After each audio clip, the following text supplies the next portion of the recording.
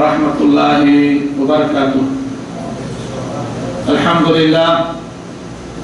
لله نحمده ونستعينه ونستغفره ونعوذ بالله من شرور أنفسنا ومن سيئات أعمالنا. من يهده الله فلا مضل له ومن يضلل فلا هادي له. وأشهد أن لا إله إلا الله وأشهد أن محمدا عبده ورسوله أرسله بالحق بشيرا ونذيرا. أما بعد، يا أيها الذين آمنوا اتقوا الله حق تقاته ولا تموتن إلا وأنتم مسلمون. يا أيها الناس اتقوا ربكم الذي خلقكم من نفس واحدة وخلق منها زوجها وبث منهما رجالا كثيرا ونساء واتقوا الله الذي تساءلون به والأرحام إن الله كان عليكم رقيبا. يا أيها الذين آمنوا اتقوا الله وقولوا قولا سديدا يصلح لكم أعمالكم ويغفر لكم ذنوبكم ومن يطع الله ورسوله فقد فاز فوزا عظيما. فإن خير الحديث كتاب الله وخير الهدي هدي محمد صلى الله عليه وسلم وشر الأمور محدثاتها وكل محدثة بدعة وكل بدعة ضلالة وكل ضلالة في النار. أعوذ بالله السميع العليم من الشيطان الرجيم. بسم الله الرحمن الرحيم. ولله على الناس حج البيت من استطاع إليه سبيلا. وقال النبي صلى الله عليه وسلم: بني الإسلام على 5: شهادة أن لا إله إلا الله وأن محمدا رسول الله وإقام الصلاة وإيتاء الزكاة وحج البيت وصوم رمضان. رواه البخاري ومسلم. وقال النبي صلى الله عليه وسلم أيضا: الحج مرة فمن زاد فهو تطوع. رواه أبو داود وأحمد والحاكم. وقال النبي صلى الله عليه وسلم أيضا: إن عبدا صحت له جسمه ووسعت عليه من المعيشة يمضي عليه 5 أعوام فلا يفد إلي لمحروم. رواه ابن حبان والبيهقي وفي سنده كلام.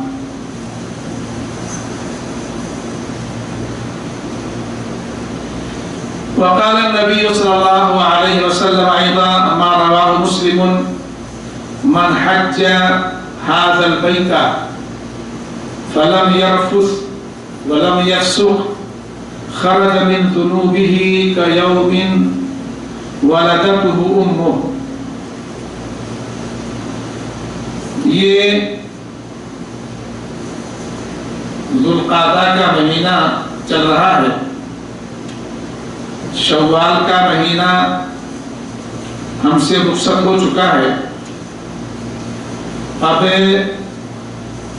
ذوالقعدہ کا مہینہ ہے جو اشہر حج میں سے ہے. اشہر حج میں سے ذوالقعدہ کا یہ مہینہ ہے. اشہر حج کل 3 ہیں: شوال، ذوالقعدہ اور ذوالحجہ. آواز نہیں بڑھا.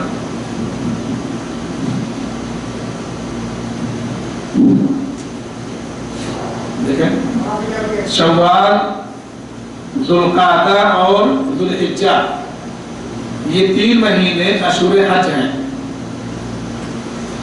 الحمدللہ ہم لوگ اشہر حج میں داخل ہیں. ایک مہینہ گزر گیا ہے، دوسرا مہینہ چل رہا ہے اور تیسرا مہینہ آنے والا ہے۔ ان مہینوں میں حج پر جانے والے لوگ جاتے ہیں اور میقات پر اپنے میقات پر پہنچ کر کے وہ حج اور عمرے کی نیت کرتے ہیں۔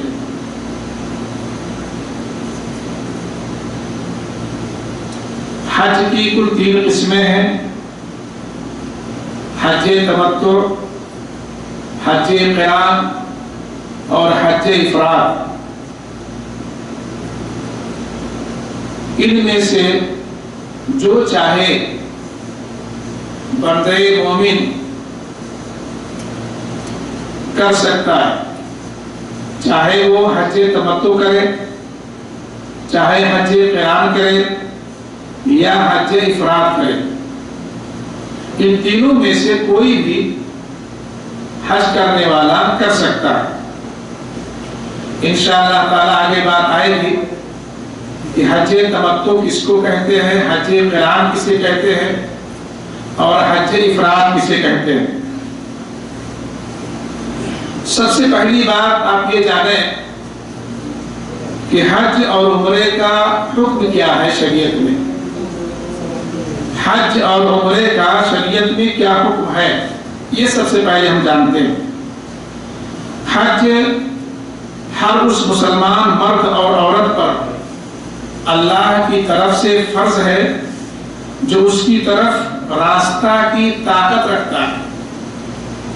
ہر مرد، مسلمان مرد عورت پر اللہ تعالیٰ کی طرف سے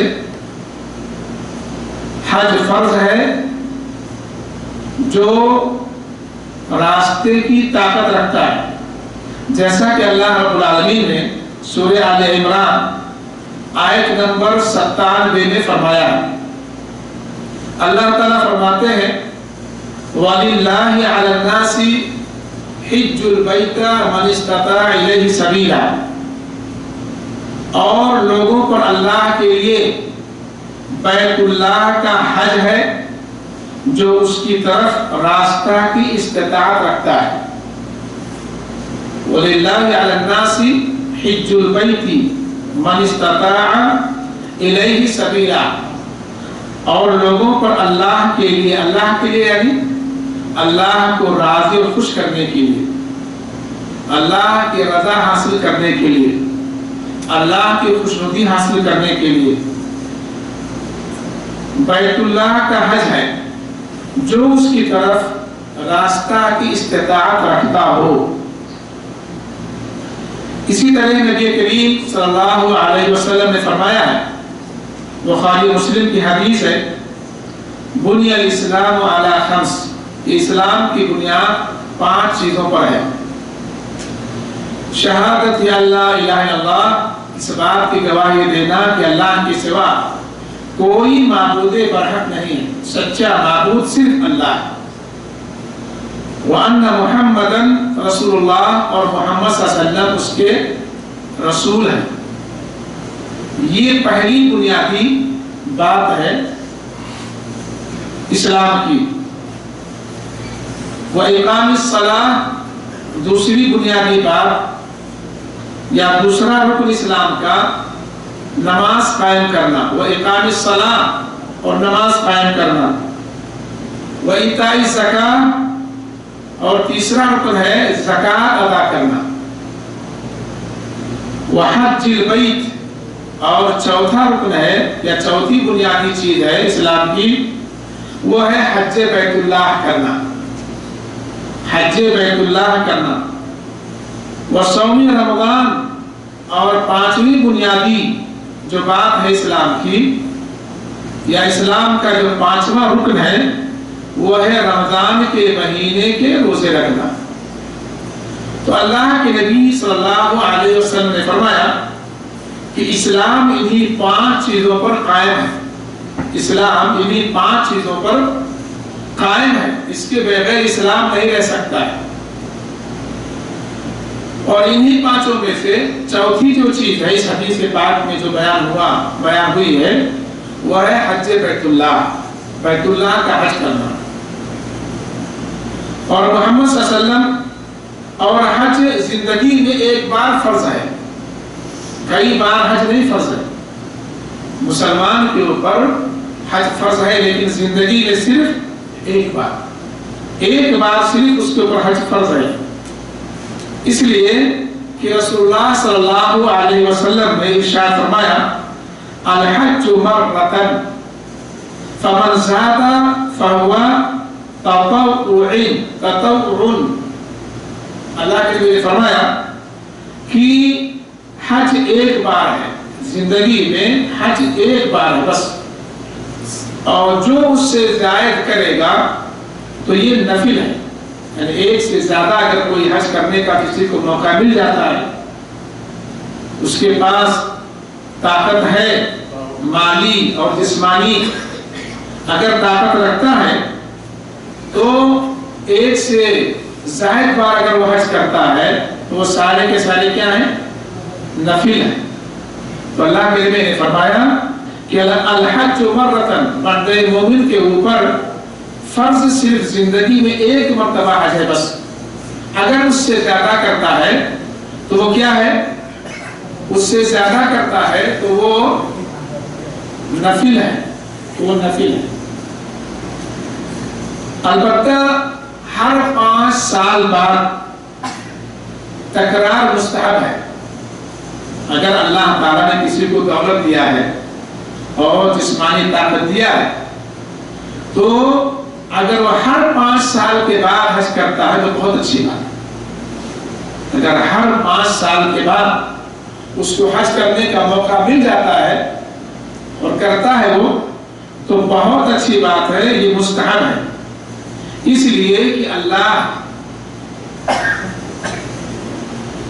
رب العالمین فرماتے ہیں، یعنی ہمارے نبی صلی اللہ علیہ وسلم نے بیان کیا کہ اللہ عز و جل فرماتے ہیں، اللہ تعالیٰ کہتے ہیں، حدیث قدسی ہے، اللہ تعالیٰ فرماتے ہیں کہ ان عبدا صححت له جسما ووسعت عليه في المعيشة يمضي عليه 5 أعوام لا يفد إلي لمحبوب. رواه ابن حبان والبيهقي وفي سنده كلام. کہتے ہیں کہ اللہ کے نبی صلی اللہ علیہ وسلم نے فرمایا کہ اللہ رب العالمین فرماتے ہیں کہ جس بندے کو میں نے جسمانی صحت اور روزی میں وسعت دی ہے، جس بندے کو میں نے جسمانی صحت دی ہے یعنی وہ صحت و تندرست ہے اور روزی میں وسعت ہم نے اس کو دی ہے، یعنی اس کے پاس اتنا پیسہ ہے کہ وہ حج کرے، اور وہ 5 سال گزرنے کے بعد بھی میرے پاس نہیں آتا، یعنی حج کے لیے نہیں آتا، تو وہ محروم ہے. تو کیا ہے؟ محروم ہے. بہت بڑی نعمت سے گویا کہ وہ محروم ہے. تو یہ حدیث، اس حدیث کے سند پہ کلام ہے، لیکن اس حدیث سے ہمیں جو بات معلوم ہوتی وہ یہ کہ اگر اللہ رب العالمین نے ہم میں سے کسی کو بھی جسمانی اور مالی طاقت دیا ہے اور راستہ ہموار ہو رہا ہے تو پھر ہمارے لیے مستحب ہے، بہتر ہے، افضل ہے کہ ہم ہر 5 سال پہ حج کریں، ہر 5 سال پہ حج کریں. لیکن اگر طاقت نہیں ہے تو پھر کوئی زندگی میں ایک ہی بار آپ نے حج کر لیا کافی ہے. حج فرض آپ کا ادا ہو گیا، فرض ادا ہو گیا. جسمانی اور مالی طاقت ہونے کے باوجود اگر آپ ایک کے بعد دوسرا تیسرا چوتھا حج نہیں کیے تو اللہ تعالیٰ میں کوئی گرفت آپ کی نہیں ہوگی. لیکن اگر موقع مل جاتا ہے، مالی جسمانی طاقت و قوت آپ کے پاس ہے اور موقع مل رہا ہے تو ہمیں چاہیے کہ ہر 5 سال کے حج کریں. یہ ضروری نہیں ہے، مستحب ہے. سمجھتے ہیں نا؟ عمرہ کرنا کیا ہے؟ سنت واجبہ، یعنی سنت واجبہ ایسی سنت ہے جو واجب ہے. سنت واجبہ اس لیے کہ فرمان حق تعالیٰ ہے. اللہ رب العالمین فرماتے ہیں سورہ بقرہ آیت نمبر 196 میں، اللہ تعالیٰ فرماتے ہیں وَأَقِیمُوا الْحَجَّ وَالْعُمْرَةَ لِلَّهِ. اللہ تعالیٰ فرماتے ہیں وَأَقِیمُوا الْحَجَّ وَالْعُمْرَةَ لِلَّهِ، کہ تم حج اور عمرے کو اللہ کے لیے پورا کرو. یعنی اللہ کو راضی اور خوش کرنے کے لیے حج اور عمرے کو پورا کرو، مکمل کرو. اور رسول اللہ صلی اللہ علیہ وسلم سے جب ایک شخص نے عرض کیا کہ میرا باپ بوڑھا ہے،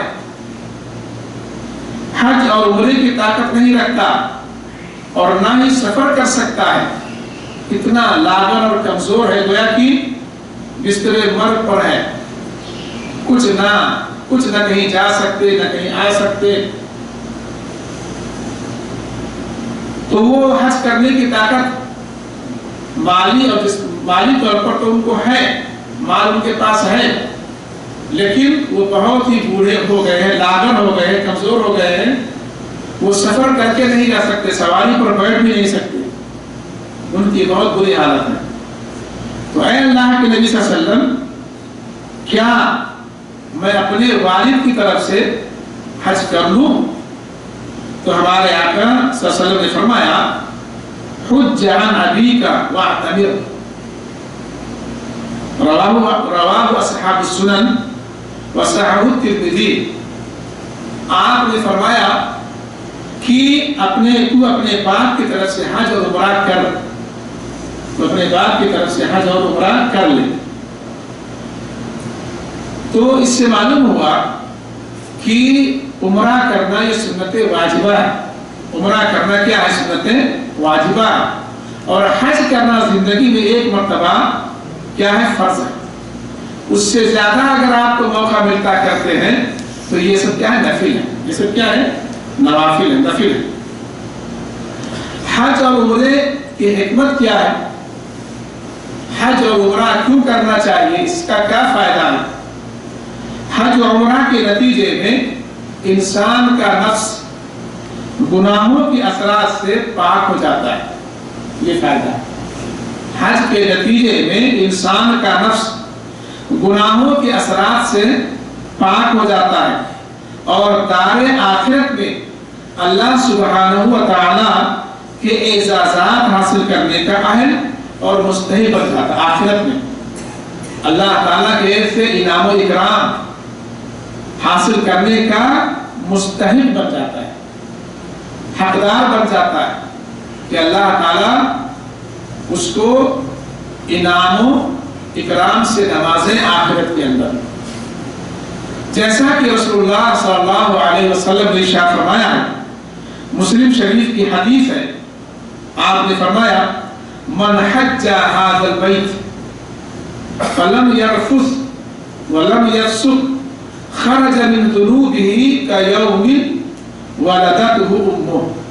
اللہ کے نبی صلی اللہ علیہ وسلم نے فرمایا کہ جس شخص نے اس گھر کا حج کیا، اس گھر کا یعنی خانہ کعبہ کا، جس شخص نے اس گھر کا حج کیا اور جنسی باتوں میں انہمار اور نافرمانی سے اجتناب کیا، جنسی سیکسی باتوں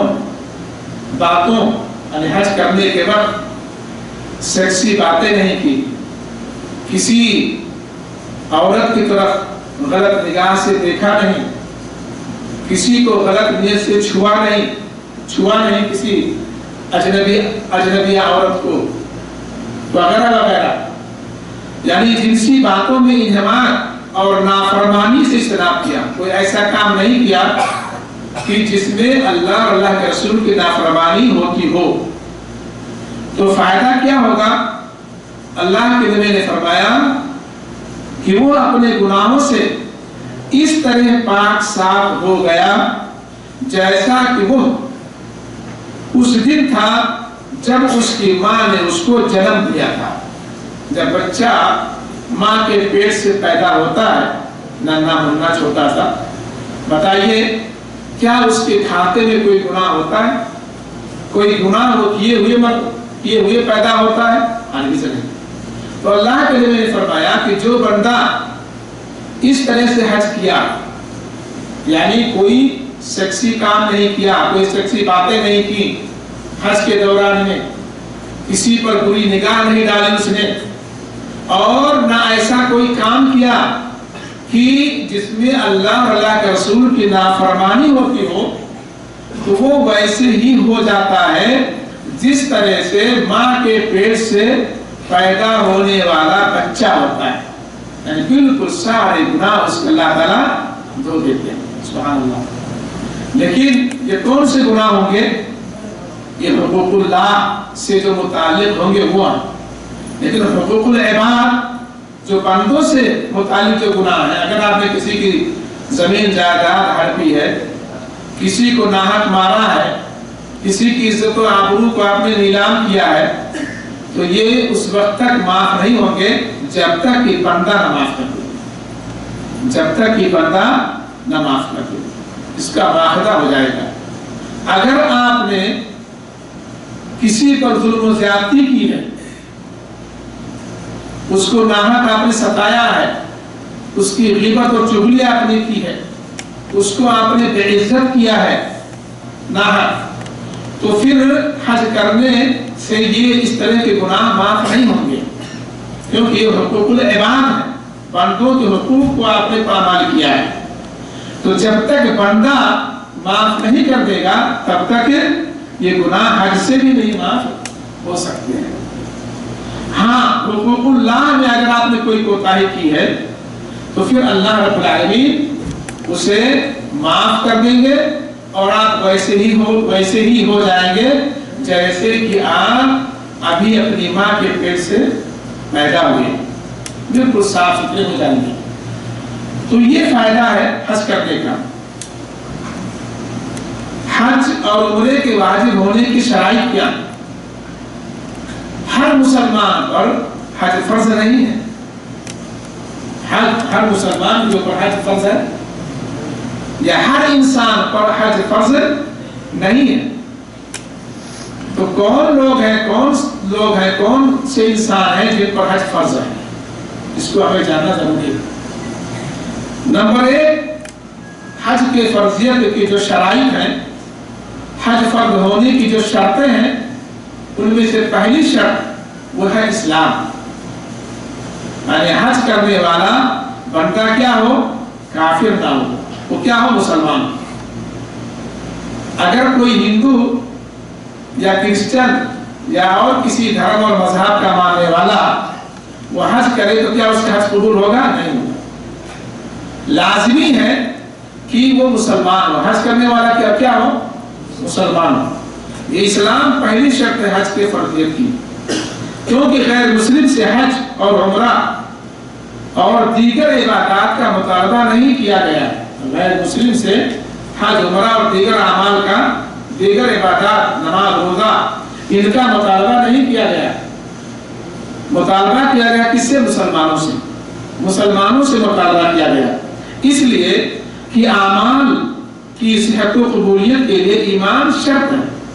ہمارا کوئی بھی عمل اسی وقت قبول ہوگا جب ہم مومن ہوں گے، ایمان والے ہوں گے۔ اگر ہم مومن نہیں ہیں اور کوئی اچھا کام کرتے ہیں، نماز پڑھتے ہیں، روزہ رکھتے ہیں، حج کرتے ہیں، یا غریبوں مسکینوں کی مدد کرتے ہیں، سب اچھے کام ہیں، تو یہ سب اللہ تعالیٰ کے یہاں ہمیں کوئی فائدہ نہیں دے گا۔ تو معلوم یہ ہوا کہ حج کے فرضیت کی جو پہلی شرط ہے وہ کیا ہے؟ وہ ہے اسلام۔ حج کرنے والا مسلمان، حج کرنے والا کیا ہو؟ مسلمان۔ دوسری شرط ہے عقل۔ حج کی فرضیت کی دوسری شرط عقل ہے۔ اگر کوئی پاگل آدمی ہے تو اس پہ حج فرض نہیں ہے۔ اگر پاگل کوئی ہے تو اس پہ حج فرض نہیں۔ حقیقت میں اگر پاگل ہے، اس کو پتہ ہی نہیں کب دن ہے کب رات ہے، کچھ نہیں، اس کا دماغ کام نہیں کرتا۔ دیکھتے ہیں آپ مارکیٹ میں، بازار میں آپ دیکھتے ہوں گے، لوگ گھومتے ہیں اس طرح کے، ہے کہ نہیں؟ تو ایسے جس کے پاس عقل نہ ہو، جو پاگل ہو، وہ بھی شرعاً مکلف نہیں ہے، لہذا پاگل پر حج فرض نہیں۔ تیسری جو شرط ہے حج کے فرضیت کی وہ ہے بالغ ہونا، بالغ ہونا، اس لیے کہ نابالغ جب تک بالغ نہ ہو جائے مکلف نہیں ہے، نابالغ جب تک بالغ نہ ہو جائے تب تک کیا ہے وہ مکلف نہیں ہے۔ نبی صلی اللہ علیہ وسلم کا ارشاد ہے رفع القلم عن ثلاثة المجنون حتى يفيق والنائم حتى يستيقظ وعن الصبي حتى يحتلم، رواه احمد و ابو داؤد، مسند احمد اور ابو داؤد شریف کی روایت ہے، ابو داؤد شریف میں ہے کہ اللہ کے نبی نے فرمایا کہ 3 شخص مرفوع القلم ہے، 3 شخص کیا ہے؟ مرفوع القلم ہے، ان سے قلم کو اٹھا لیا گیا، کچھ بھی کرے مواخذہ نہیں ہوگا داخلہ میں۔ 3 قسم کے لوگ ایسے ہیں جو کیا ہے مرفوع القلم ہے کہ ان کا اللہ تعالیٰ نے کوئی مواخذہ نہیں ہوگا۔ کون ہے وہ؟ اللہ کے نبی نے فرمایا المجنون حتی یفیق، مجنون افاقہ ہونے تک۔ ایک آدمی ہے جو پاگل ہو گیا، پاگل ہونے کی حالت میں کچھ بھی کر ڈالے، اللہ تعالیٰ نے اس کا کوئی مواخذہ نہیں ہوگا۔ جب پاگل ہے وہ تو کچھ بھی کر سکتا ہے، تو اللہ تعالیٰ کے یہاں اگر وہ کوئی غلط کام کرے گا تو اس کا کوئی مواخذہ اللہ تعالیٰ کے یہاں اس کو نہیں ہوگا، اللہ تعالیٰ اس کو نہیں پکڑے گا، کیونکہ اس کا دماغ ہی نہیں ہے، اللہ نے دماغ اس کا لے لیا ہے، ختم ہے، تو پھر وہ مکلف نہیں۔ تو اللہ نے فرمایا المجنون حتی یفیق، مجنون افاقہ ہونے تک، پاگل آدمی جب تک اس کو افاقہ نہ ہو جائے، صحیح الدماغ نہ ہو جائے، سلیم العقل نہ ہو جائے، جب تک اس کی عقل کام نہ کرنے لگے، پاگل پنی اور جنون اس کا جب تک ختم نہ ہو جائے تب تک وہ مکلف نہیں ہے شریعت کا، اور اللہ تعالیٰ نے اس کے کسی بھی کام پر کوئی پکڑ نہیں۔ ہاں اگر وہ عقل اس کی ٹھکانے آ گئی، اچھا برا پہچاننے لگا، اب اگر وہ کوئی کام کرے گا فوراً اللہ تعالیٰ نے اس کا معاملہ ہو جائے گا۔ اور اب اس کی عقل، مسلمان اگر ہے، اس کی عقل کام کر رہی ہے، نماز روزے سب اس کے اوپر فرض ہو جائیں گے، حج بھی فرض ہو جائے گا۔ لیکن اگر وہ پاگل ہے تو یہ سب اس پہ فرض نہیں، مرفوع القلم ہے۔ اور اللہ کے فرمایا والنائم حتی یستیقظ، اور سونے والا آدمی، سویا ہوا بیدار ہونے تک۔ ایک آدمی سو رہا ہے، اس کو کچھ خبر نہیں ہے، اور سونے کی حالت میں اگر اس سے کوئی کام ہو جائے غلط تو اللہ تعالیٰ نے اس کا کوئی معاملہ نہیں ہوگا۔ اب یہ نہیں کہ ہم لوگ آپ گھومے رہے، بند کیے رہے اور چاہے جو کچھ کریں، چلے گا ایسا؟ ہم لوگ کہہ رہے بھائی صاحب ہم تو جو سو رہے تھے مجھے کیا پتا، یعنی واقعی حقیقت میں اگر بندہ سو، جیسے نماز کا معاملہ ہے، اللہ کے نے فرمایا کہ اگر کسی کی کوئی نماز فوت ہو گئی، چھوٹ گئی، کیوں چھوٹی؟ یا تو بھول گیا، اس کو یاد ہی نہیں رہا کہ نماز کا وقت ہو گیا، ہمیں جا کر کے پڑھنا ہے، یا وہ سو گیا، پتہ ہی نہیں چلا کہ کب اذان ہوئی کب جماعت ہوئی، اور نہ کسی نے اس کو جگایا، الارم بھی لگا کر کے رکھا تھا، پتہ ہی نہیں چلا کچھ، الارم بس کر کے ٹن ٹن ٹن ٹن ٹن ختم، کچھ نہیں معلوم۔ تو پھر وہ کیا کرے گا؟ جیسے ہی بیدار ہوگا فوراً اس کے اوپر فرض ہے، اگر وہ ناپاک ہو گیا ہے سونے کی حالت میں، غیر فعال ہو گیا ہے تو جا کر کے غسل کرے، اگر یہ سب چیزیں نہیں ہیں فوراً جائے وضو کرے اور وہ اسی وقت اس نماز کو پڑھ لے، اسی وقت۔ مثلا میں ایک مثال دیتا ہوں آپ کو، مثال کے طور پر فجر کی نماز ہے، فجر کی نماز ہے، آپ اب یہ نہیں کہ رات بھر جاگو اور پھر الارم لگا کے سو اور فجر کی نماز گول ہو جائے، بولو کہ میں تو سو گیا تھا، پتہ نہیں چلا جب اذان ہوئی، نہیں، معافرت ہوگا اللہ تعالیٰ کے یہاں۔ جو سونے کا ٹائم رات میں ہے اس وقت آپ سو جاؤ. عشاء کے ہونا تو یہ چاہیے کہ عشاء کی نماز کے بعد ہمیں فوراً سو جانا چاہیے، الا کہ کوئی علمی اور دینی مجلس ہو تو پھر کوئی بات نہیں، ورنہ ہونا یہی چاہیے کہ عشاء کے بعد بیکار کا ہمیں جاگنا نہیں چاہیے. کیوں؟ اگر آپ جتنی دیر جاگیں گے اتنی ہی زیادہ آپ کو پرابلم ہوگا فجر کی نماز میں اٹھنے کے لیے، فجر کی نماز میں اٹھنے کے لیے. تو پھر ہمیں پہلی بات یہ کہ ہمیں سویرے سونا چاہیے، سویرے پہلے سو جانا چاہیے، پہلے سو جانا چاہیے.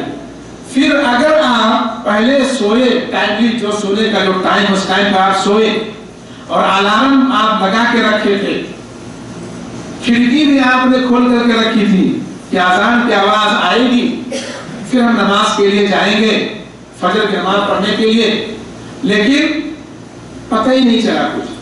ایسی گہری نیند آئی کہ کچھ پتہ ہی نہیں چلا، الارم بس کے ختم، اذان کی آواز بھی آئی لیکن ہمیں کچھ پتہ ہی نہیں چلا کہ اذان کب ہوئی ہے. اب آپ کی آنکھ کھلتی ہے کئے بجے؟ مثال کے طور پر مثال دیتا ہوں میں، مثلاً آپ کی آنکھ کھلتی ہے 10 بجے دن میں. کئے بجے؟ 10 بجے دن میں. تو اب کیا کریں گے آپ؟ اگر آپ پاک و صاف ہیں، نائٹ فال وغیرہ نہیں ہوا ہے، جنوبی آپ نہیں ہیں، تو پھر فوراً جائیے آپ وضو کیجیے. کیا کریں آپ؟ فوراً وضو کریں اور اسی وقت آپ فجر کی نماز ادا کر لیں. وہ آپ کی فجر کی نماز ادا ہوگی، قضا نہیں ہوگی. لیکن مصیبت کیا ہمارے لیے ہے کہ ہم لوگوں میں سے بیشتر لوگ، بہت سارے لوگ ایسے ہیں کہ ڈیوٹی کے ٹائم پہ الارم لگا کے رکھتے ہیں اور نماز کے ٹائم پہ الارم لگا کے نہیں رکھتے ہیں. ایسے لوگ اب وہ جب اٹھیں گے مثلاً 7:30 بجے، 8 بجے سے اگر ڈیوٹی ہے، الارم 7:30 بجے لگا کے رکھے ہیں، الارم 7:30 بجے بجا اور وہ اٹھے، تو اب وہ کیا کریں؟ وہ کہیں گے اب ہم نماز پڑھیں. اللہ تعالیٰ کے معاہدہ ہوگا، پکڑے جائیں گے. ہونا یہ چاہیے کہ آپ فجر نماز کا جو ٹائم ہے اس ٹائم پہ الارم لگا کے رکھیے. ہاں اگر آپ یقیناً سو گئے، پتہ ہی نہیں چلا، تو اللہ تعالیٰ کا آپ کا کوئی معاہدہ نہیں ہوگا. جیسے ہی آپ کی آنکھ کھلے، چاہے 10 بجے 11 بجے دن میں آپ کی آنکھ کھلے، فوراً جا کر کے وضو کریں اور آپ فجر کی نماز ادا کر لیں. آپ کی وہ فجر کی نماز ادا ہوگی، قضا نہیں ہوگی. لیکن اگر آپ ڈیوٹی کے لیے تو الارم لگا لے رہے ہیں اور نماز کے لیے الارم نہیں لگا رہے ہیں، اپنے ساتھی کو کسی کو نہیں کہتے ہیں کہ بھائی ہم کو بھی فجر کے لیے جگہ دینا. اب آپ اٹھتے ہیں 7:30 بجے 8 بجے، پھر اگر آپ نماز ادا کرتے ہیں سورج نکلنے کے بعد تو یہ آپ کی نماز قضا ہو گئی، اور ایسا کرنا آپ کے لیے جائز نہیں ہے. اللہ تعالیٰ کے بہت سخت آپ کی پکڑ ہوگی، بچے گی نہیں. تو اللہ نے فرمایا وَالنَّائِمِ حَتَّى يَسْتَيْقِظَ، سونے والا آدمی یہاں تک کہ وہ بیدار ہو جائے. وہ بھی کیا ہے؟ مرفوع القلم ہے. وَعَنِ الصَّبِيِّ حَتَّى يَحْتَلِمَ، اور نابالغ بالغ ہونے تک، نابالغ بالغ ہونے تک، تو بھی مرفوع القلم ہے. بچہ وہ بھی کیا ہے؟ مرفوع القلم. تو یہ حدیث میں بتاتی ہے کہ بالغ ہونا یہ شرط ہے حج کی فرضیت کے لیے. نابالغ پہ حج فرض نہیں ہے، نابالغ بچے پر حج فرض نہیں ہے. لیکن فرض کب ہوگا؟ جب وہ بالغ ہو جائے گا. تو بالغ آدمی کے اوپر حج فرض ہے. چوتھی جو شرط ہے حج کی فرضیت کی وہ ہے استطاعت. استطاعت یعنی استطاعت کا کیا مطلب؟ وہ ہے سفر خرچ اور سواری کا انتظام ہونا. سفر خرچ، سفر میں جو خرچ ہونا ہے اس کا انتظام ہو جائے اور سواری کا انتظام ہو جائے، اور سواری کا انتظام ہو جائے تب آپ کے اوپر حج فرض ہوگا، ورنہ حج فرض نہیں. مثلا آج کل حج میں کتنے پیسے لگتے ہیں؟ تقریباً 7,000 8,000 یا 4,000 ہے کہ نہیں, 4,000 ریال 4,500 5,000 جو بھی لگتے ہو, اگر اتنا پیسہ آپ کے پاس ہے, سمجھتے ہیں, اتنا پیسہ آپ کے پاس ہے جتنے میں آپ حج کر سکتے ہیں, اور وہاں پر جا کر کے کہیں کسی کے سامنے ہاتھ نہیں پھیلا سکتے, اور یہ بھی ہے کہ آپ کے گھر والے جو پیسہ آپ حج کے لیے جو ہے جتنا مطلب 4,000 یا 4,500 ریال اگر حج کے لیے لگتا ہے اتنا ہے, اور ساتھ ہی ساتھ میں کہ آپ کے گھر والے ایسا نہیں ہے کہ آپ چلے جائیں 4,500 ریال لگا کر کے حج کے لیے اور گھر والے بھوکوں مرے, ایسا اگر یہ حالت ہے تو پھر حج فرض نہیں ہے, حج فرض نہیں ہے. یعنی آپ کے پاس 4,500 جو ہے حج کی فیس وہ آپ کے پاس ہے, ساتھ ہی ساتھ میں گھر والوں کے کھانے پینے کا انتظام بھی ہے کہ آپ چلے جائیں تو انہیں کوئی تکلیف نہ ہو, انہیں کوئی تکلیف نہ ہو, کسی کے سامنے بھیک نہ مانگتے پھرے یا وہ بھوکوں مرے, اس طرح کی کوئی بات نہ ہو, تو پھر آپ کے اوپر حج فرض ہے, ورنہ حج فرض نہیں. تو استطاعت سفر خرچ اور سواری کا انتظام, اس لیے کہ اللہ سبحانہ و تعالی نے ارشاد فرمایا ہے من استطاع الیہ سبیلا, سورہ آل عمران آیت نمبر 97 میں اللہ تعالی فرمایا جو اس تک پہنچنے کی استطاعت رکھتا ہو, اس تک یعنی خانہ کعبہ مکہ پہنچنے کی جو استطاعت رکھتا ہو. تو استطاعت بھی کیا ہے, یہ شرط ہے. تو حج کے فرضیت کے لیے کتنی شرطیں ہوئی, کتنی شرطیں ہوئی, 4. یہ چاروں شرطیں اگر پائی گئی ہیں بیک وقت تو پھر حج فرض ہے, اگر نہیں ہے تو حج فرض نہیں ہے. اللہ اگر آپ نے حج نہیں کیا تو اللہ تعالیٰ آپ کا معاہدہ نہیں کرے گا, لیکن اگر یہ ساری چیزیں ہیں پھر بھی اگر آپ حج نہیں کریں گے پھر اللہ تعالیٰ کے یہاں آپ کا معاہدہ ہوگا, پکڑے جائیں گے. وہ پہلی چیز کیا, اسلام, دوسری چیز ہے عقل, تیسری چیز کیا بتاؤ, بالغ ہونا, اور چوتھی چیز استطاعت. یہ 4 چیزوں کا ہونا کیا ہے, یہ حج کی فرضیت کے لیے شرط ہے. ان میں سے چاروں اگر کوئی ایک ان چاروں میں سے کوئی ایک اگر نہیں پائی گئی تو پھر حج آپ کے اوپر فرض نہیں ہے. دینا پڑی جس کے پاس مال نہیں, جسے سفر میں خود خرچ کر سکے اور اہل و عیال ہونے کی صورت میں ان کی کفالت بھی کر سکے, تو ایسے شخص پر نہ حج فرض ہے اور نہ عمرہ. وہی جو میں نے بات ابھی آپ کو بتائی ہے وہی سارے کتاب بھی لکھتے ہیں. اسی طرح ایک شخص کے پاس اپنا اور اپنے عیال کا خرچ تو ہے, عیال یعنی گھر والوں کا جن کی وہ کفالت کر رہا ہے, خرچ تو ہے مگر سواری کا انتظام نہیں ہے, سواری کا انتظام ہے, اتنا پیسہ نہیں ہے کہ وہ انڈیا سے سعودیہ آ سکے حج کے لیے, یا قریظہ سے مکہ جا سکے. اتنا پیسہ ہے کہ گھر اگر میں چلا جاؤں تو گھر والے آرام سے سکون سے رہ لے جائیں گے, جی لے جائیں گے, لیکن جو اس کی فیس ہے اتنے کا انتظام نہیں ہے, اتنے کا انتظام نہیں ہے, تو پھر حج آپ کے اوپر فرض نہیں ہے. اگر نہیں کیے تو اللہ تعالیٰ کے یہاں پکڑے نہیں جائیں گے, سمجھتے ہیں نا. اور وہ پیدل بھی نہیں چل سکتا, یا سفر کا تو انتظام ہے مگر راستہ محفوظ نہیں ہے, یعنی اس کے جان و مال کو خطرہ ہے, تو اس صورت میں بھی استطاعت کے فقدان کی وجہ سے اس پر نہ حج فرض ہے اور نہ عمرہ. تو یہ حج کے احکام تھے جو میں نے آپ کے سامنے بیان کر دیے ہیں, جن سے پتہ چل گیا کہ مسلمان کے اوپر حج فرض ہے, لیکن ہر مسلمان کے اوپر نہیں. اس مسلمان پر جو عقل والا ہو, پاگل نہ ہو, اس مسلمان پر جو بالغ ہو, نابالغ نہ ہو, اس مسلمان پر جو استطاعت رکھتا, جو استطاعت حج کرنے کی استطاعت جس کے پاس ہو, اس مسلمان کے اوپر زندگی میں ایک مرتبہ حج کرنا فرض ہے. حج کرنا کیا ہے, فرض ہے. علماء نے عورتوں کے لیے ایک اور شرط بیان کی ہے، وہ کیا ہے؟ محرم کا ہونا. محرم کا ہونا یعنی وہی عورت حج کے لیے آئے جس کے اندر یہ چاروں شرطیں پائی جا رہی ہوں. ساتھ ہی ساتھ میں ایک پانچویں شرط عورت کے لیے ہے کہ اس کے ساتھ میں کوئی کیا ہو؟ محرم. محرم ہو جو اس کی عزت و آبرو کی حفاظت کر سکے، یا تو اس کا باپ ہو، یا اس کا بیٹا ہو، یا اس کا شوہر ہو، یا اسی طرح سے جن سے شادی کرنا کبھی اس کے لیے حلال نہیں ہے ان میں سے کوئی ایک ماموں ہو وغیرہ وغیرہ.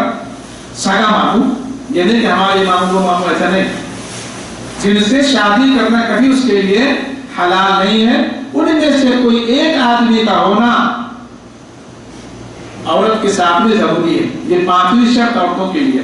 ٹھیک ہے، تو اگر یہ ساری چیزیں ہیں تو حج کرنا ہمارے اوپر فرض ہے، ورنہ فرض نہیں ہے. اسلام کے اندر حج اور عمرے کی ترغیب دلائی گئی ہے اور انہیں چھوڑنے پر سخت وعید ہے، جیسا کہ اللہ کے نبی صلی اللہ علیہ وسلم نے فرمایا ہے کہ افضل الاعمال ایمان باللہ ورسولہ. افضل الاعمال ایمان باللہ ورسولہ ثم جہاد فی سبیلہ ثم حج مبرور. رواہ البخاری و مسلم.